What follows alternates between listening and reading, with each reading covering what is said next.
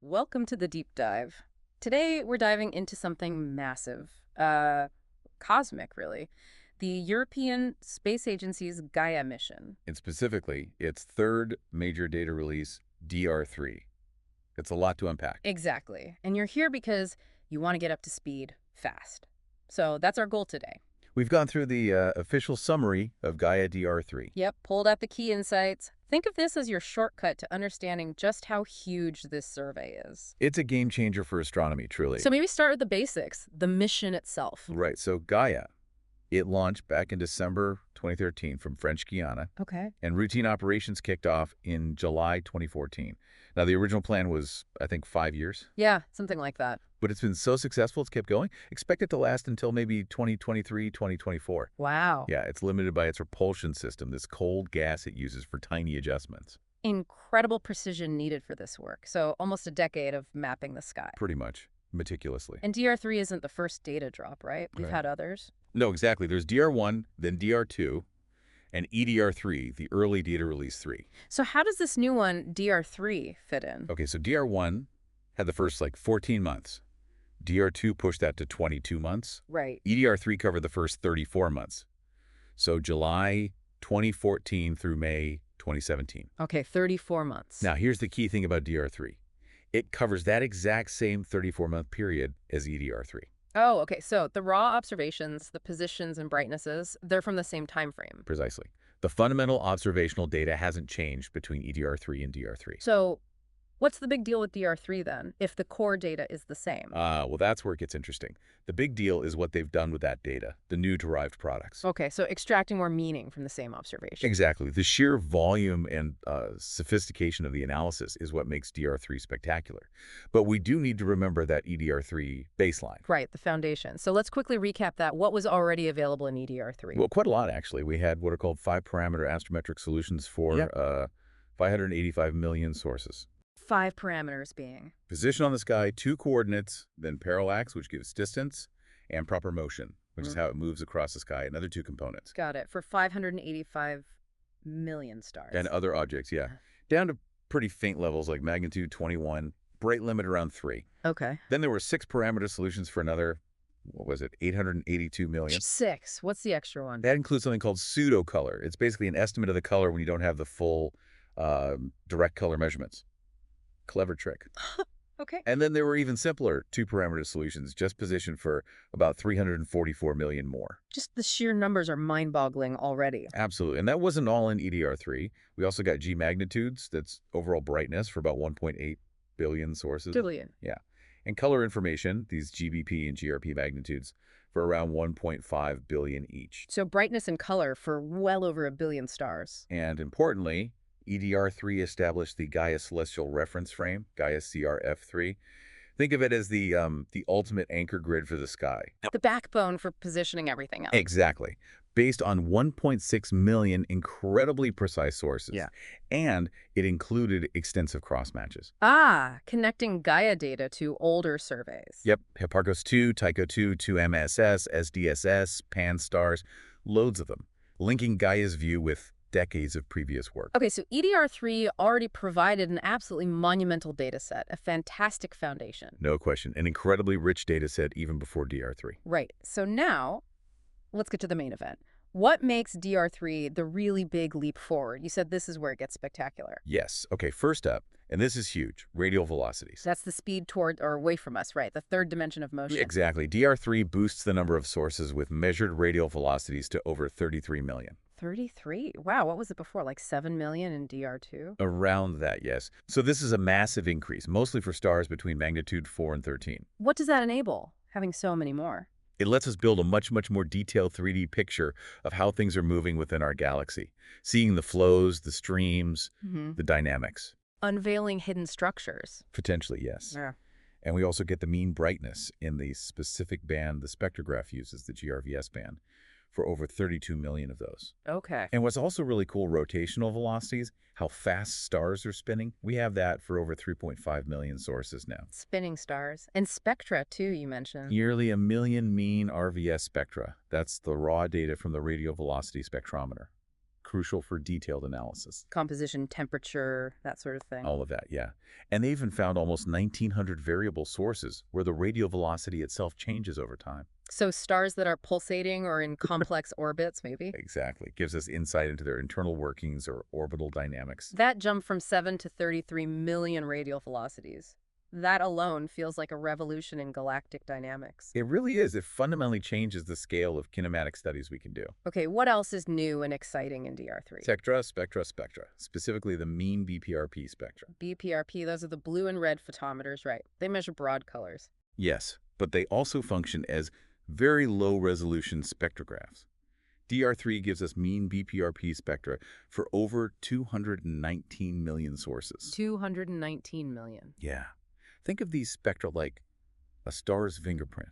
Even at low resolution, they encode so much information: temperature, rough composition, gravity. A fingerprint for nearly 250 million stars. That's going to keep astronomers busy. But for decades, it fuels incredibly detailed astrophysical analysis, understanding the building blocks of the galaxy like never before. So we're getting a clearer picture of not just where stars are and how they move, but what they are. Precisely. A much deeper understanding. And you mentioned variable stars earlier. Right, stars that change brightness. DR3 contains analysis of over 10.5 million variable sources, which is already impressive. 10.5 million. But what's truly remarkable is that they use machine learning to classify nearly 10 million of them. Ah, classifying types of variability. Exactly, into 24 different categories. It's not just a list, it's an organized zoo of stellar variability. Can you give some examples? What kind of numbers are we talking about? Sure. Let's see. Over 15,000 Cepheids, the crucial distance indicators. Standard candles. Yeah. Over 2.1 million eclipsing binaries, where stars orbit and block each other's light. Wow, 2 million. Over 1.7 million long-period variables, and RR Lyrae stars, another key distance indicator. Over 270,000 of those. 250,000 RR Lyrae. That's huge for mapping the galaxy's halo and structure. Absolutely. And then some rarer stuff, too, Yeah. like 363 microlensing events. Where gravity bends light from a background star. Yeah, foreground object acts like a lens. And 214 planetary transits. The dip in starlight when an exoplanet passes in front. Gaia's finding planets, too. It's detecting the transits, yes, which points towards potential planets. It's an amazing catalog. The scale and the classification. That's transformative for studying stellar evolution and cosmic distances. It really is. Allows for statistical studies we just couldn't do before. Okay, what about just basic classifications? Not just variability, but what kind of object is it? Right. DR3 provides object classifications for over 1.59 billion sources. So basically telling you if it's likely a star, a galaxy, a quasar. For almost everything Gaia saw. Pretty much.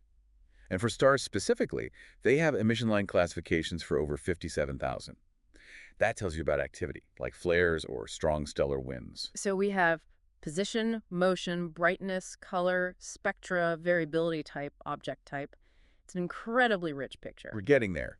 But wait, there's more. The astrophysical parameter. Okay, this sounds like where they really distill the information down, taking the spectra and calculating properties. Exactly that.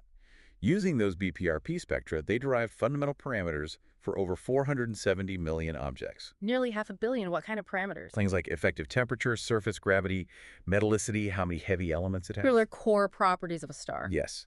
And also interstellar reddening, how much dust is in the way. They identified H-alpha emission, indicating activity, for over 235 million stars. 250 million active stars flagged. Assigned spectral types, that classic OBA-FGKM classification, for over 217 million.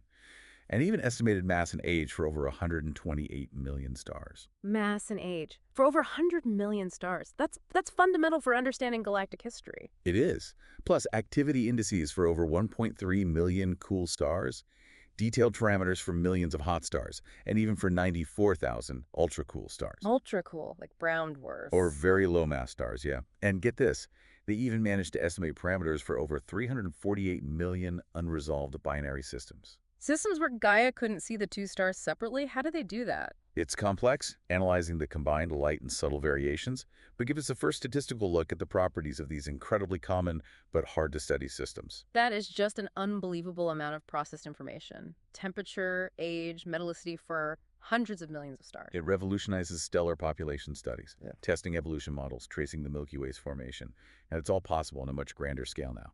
And that was just from the BPRP spectra. What about the RVS spectra, the higher resolution ones? Right. From those, they derived astrophysical parameters for over 5.5 million sources. Okay, fewer sources, but presumably more detailed info. Exactly. And, crucially, chemical abundances for over 2.5 million stars. Abundances, like the specific amounts of different elements, iron, calcium, magnesium. Yes, precisely that kind of detail. This allows us to start building detailed chemical maps of the galaxy. Chemical cartography of the Milky Way. It's happening. We can see how the chemical makeup varies across different parts of the galaxy, Hmm. and they also detected these diffuse interstellar bands, or DIBs. Signatures of molecules floating between the stars. Yep. They found DIBs in the RVS spectra of over 472,000 sources. Helps us map the interstellar medium itself. So Gaia isn't just mapping stars, it's mapping the stuff between the stars too. In remarkable detail. What about stars that aren't alone? Binary and multiple systems. Found loads more of those too. DR3 identifies over 813,000 non-single star systems using various techniques, astrometry, eclipses, and for a significant number, they have actual orbital solutions. Like they figured out the paths the stars take around each other. How many? 169,227 systems with astrometric orbital solutions, and another 186,905 with spectroscopic orbital solutions.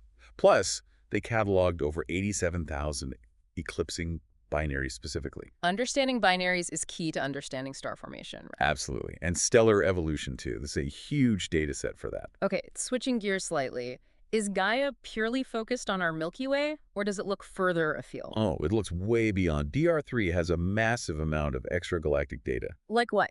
Quasar candidates, over 6.6 million of them. 6 million. Those are the super bright cores of distant galaxies. Powered by supermassive black holes, yeah. And crucially, they got redshift estimates for most of them, over 6.3 million. Redshift gives you distance, essentially. Right, so we know how far away these quasars are. They even detected the host galaxies for over 64,000 of them. Seeing the galaxy around the bright quasar, that must be tough. Very. And they even measured the surface brightness profiles, how the light spreads out, for over 15,000 of those host galaxies. Incredible. What about regular galaxies, not just quasars? Yep, over 4.8 million galaxy candidates in DR3, with redshifts for over 1.3 million. Mapping the large-scale structure of the universe. Exactly. And surface brightness profiles for nearly 1 million of those galaxies, too. It's invaluable for cosmology and galaxy evolution studies. So Gaia is contributing to understanding the entire universe, not just our galaxy. Definitely, from our backyard to the cosmic dawn. Speaking of our backyard, what about objects within our solar system? Yes, can't forget those. DR3 includes over 158,000 solar system objects, mostly asteroids. Wow. With orbital solutions and epoch observations, measurements at specific times for over 154,000. Tracking asteroids precisely. BPRP reflectance spectra for over 60,000 of them. Spectra of asteroids, what does that tell you? Their surface composition, what they're made of. It's a huge data set for understanding the history and makeup of our solar system. Amazing. 60,000 asteroid fingerprints. And they even got data on 31 planetary satellites. Moons. Gaia observed moons orbiting other planets. Apparently so. Mm-hmm. It's just, the reach is incredible. From asteroids and moons to quasars billions of light years away. It really covers everything. What about the structure of our own galaxy? Any specific products for that? Yes, absolutely. DR3 includes all sky maps of galactic extinction. The dimming effect of dust. Right, at 4 different spatial resolutions. So you can see the dust structure in more or less detail depending on your needs. Crucial for correcting observations within the Milky Way. You need to know how much dust is in the way to get accurate brightnesses and colors. Exactly. And there's also the Gaia Andromeda Photometric Survey, or GAPS. Focused on Andromeda, our nearest big neighbor. Yep. It provides detailed light curves, how brightness changes over time, for 1.2 million sources in a large field around Andromeda. Studying variable stars and populations in another galaxy. Precisely. Incredibly valuable for comparative galactic studies. It's almost overwhelming. The sheer volume, the variety. DR3 sounds like an absolute treasure trove. It truly is. An unprecedented data set in so many ways. And I imagine the scientific community is already diving deep into this. Oh, absolutely. The release was accompanied by a wave of papers, over 30 in the journal Astronomy and Astrophysics, just detailing the data itself. Okay. And another 10 performance verification papers. These are designed to show off what you can do with the data. Giving examples of the science potential. Exactly.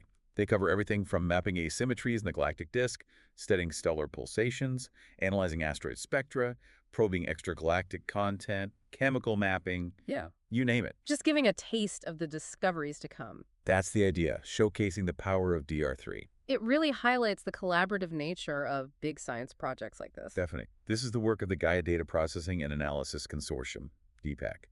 Around 450 scientists across Europe. 450 people working for years to process this. It's a monumental effort. Testament to their skill and dedication, honestly. Processing petabytes of data under, often challenging circumstances. So if we try to summarize, DR3, building on the same observations as EDR3, has just unlocked vastly more information. That's the core message.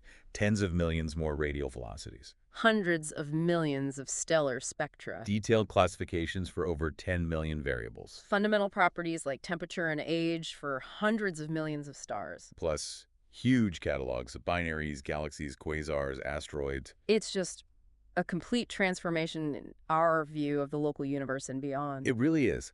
This dataset will fuel astronomical research for decades. We'll be finding new things in DR3 for a long, long time. And for you, listening in, wanting that efficient knowledge download, well, we hope this deep dive gave you a solid grasp of just how groundbreaking this release is. It's a stunning map of the cosmos, revealing its scale and complexity. It really makes you think, doesn't it? With this level of detail, this comprehensive map, what fundamental questions about the universe might we finally be able to answer? Yeah, what huge discoveries are lurking in that data, just waiting to be found thanks to all that painstaking work. What do you think will be the biggest breakthroughs? Maybe dive deeper into some of the things we mentioned, the different variable stars, the exoplanet transits, the chemical mapping. There's so much there. It's an exciting time for astronomy. Gaia DR3 is a true landmark. It leaves you with a real sense of awe and just anticipation for what comes next from exploring this data.